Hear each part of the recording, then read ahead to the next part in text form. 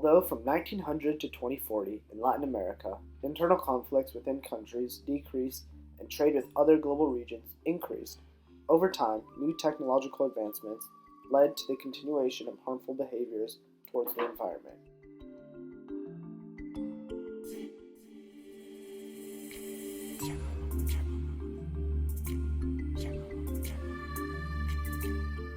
I think there is great potential.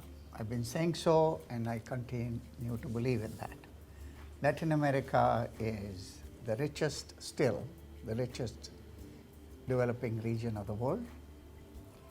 It has many resources, not just minerals, but also a lot of knowledge, agriculture products.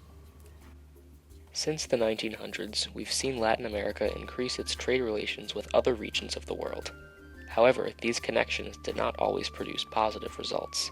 For example, Latin America's relations with the United States in 1929 proved detrimental when the stock market crash ushered in the Great Depression, leading to the rise of fascism in countries such as Chile, Bolivia, and Brazil, to name a few. These countries turned to fascism in their efforts to promote nationalism and economic independence. However, the end of the Depression in 1939 eventually led to a more profitable relationship between Latin America and the United States, which can be seen through their trading of oil and agricultural products in the 2000s, and the increased import of machinery and electronics from the United States to many Latin American countries in the past few decades. Even Cuba has begun to import these goods and others from the United States, despite the trade embargo lasting from 1960 to 2018. Illegal drugs such as cocaine and heroin have been exported to the United States as well. Another influential region during this period with regard to Latin American economies has been Asia, despite the relative lack of interaction between the two regions throughout history. India has begun to interact more with Latin America economically in recent decades, making investments in a wide variety of industries including mining, agriculture, and pharmaceuticals. Latin American countries have also exported goods to India, such as fertilizers, iron and steel, and engineering goods. China has also increased economic relations with Latin America. Brazil continues to be China's largest Latin American trade partner, exporting mainly iron ore and soybeans.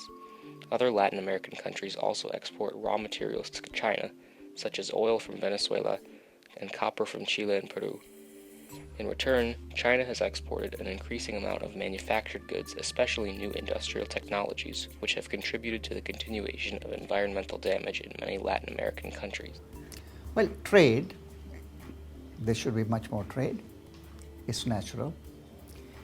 Natural resources, not just energy and other minerals, but also food. Latin America has plenty of water, very rich soils.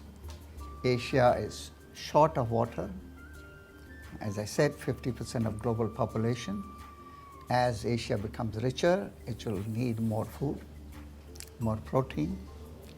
As trading relationships with these regions and others expanded, Latin America further industrialized, ultimately leading to more negative impacts on their environment. This began over a century ago with Latin America's push towards increasing urbanization throughout the region, which caused deforestation, air pollution, and water pollution. In the 1970s, leaders of the Latin American region started to take steps to protect their environment. Latin America's participation in the 1972 Stockholm International Environmental Conference inspired officials to return with a high hope of growth and protection of the remaining natural resources. Latin American governments spent millions of dollars and created environmental protection departments and pollution standards. However, the outcomes have not always been what officials had initially hoped. Due to growing urban populations and industrial growth, pollution increased and continued to get worse. From here, many environmental issues began to appear, causing Latin America's ecosystem to get significantly worse around the 1980s and continue to worsen over the next several decades. However, seeing the damages they were causing to the region and planet, Latin America began to take steps toward repairing the natural ecosystem. After the turn of the century was when the region began to see a major push towards better treatment of their environment. The famous Climate Change Conference of 2020 saw the most impacts play out within the region of Latin America after it was decided that various environment-harming actions were to be cut back. During the following 2 decades after the conference, Latin America saw an important shift from coal and oil-based energy towards new and improved wind, solar, and wave energies. The harnessing of this new and more accessible power allowed the region to save huge portions of their energy budgets while simultaneously improving the global environment. Throughout this time period, Latin America experienced a continuous general trend of increased democratization. At the beginning of the period, the majority of Latin American nations were oligarchies and dictatorships, and quite a few nations and islands had been colonized by European powers. As time passed and history progressed, however, a variety of events, including World Wars I and II, triggered major social and political changes, which led to great fluctuation in the level of government power and control, and even the very styles of governments utilized and maintained by the leaders of each nation. The unrest and disarray that had begun in this period was then heightened by the beginning of the Cold War, even though Fidel Castro's communist rebellion and the Cuban Missile Crisis were the only major occurrences related to the conflict itself in Latin America.